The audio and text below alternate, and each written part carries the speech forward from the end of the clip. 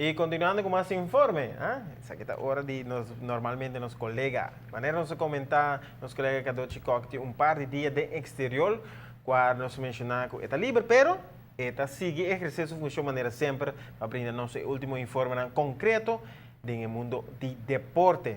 Así na mes, Sí. Kadochi está na Los Angeles, California, cobrindo o torneio de futebol Guinness International. Correcto. Durante uma rueda de prensa ayer na Rose Bowl, Kadochi a presenciar Luis Van Gaal na momento que ele expressa e está espera que o seu time um gabong e agora solamente 3 viajes nang alogra para Praticar, praticar correcto. Promeco Ewega. Pues, ¿te imaginabas isso aqui? O primeiro jogo da agenda está para entre Olympiacos contra AC Milan, dia 26, Manchester United contra AC Roma e depois mesmo dia Real Madrid contra Inter Milan.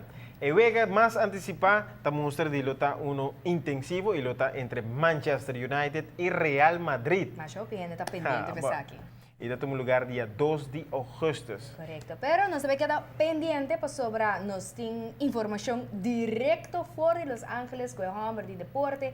Kadochi Cock a post algum portrait ayer arriba nos Facebook, pues Así todos está. están que está interesado para mirar lo cual que nos acaba de conversar, está cordialmente invitado para subir nos Facebook y mira todo el portrait aqui durante a rueda de prensa, todo o caminho que vai saca portrait e manda ele para nós. Você está informado. E se buscar mais informe, vai para nosso Facebook page. Seguro que Assim, sim. né?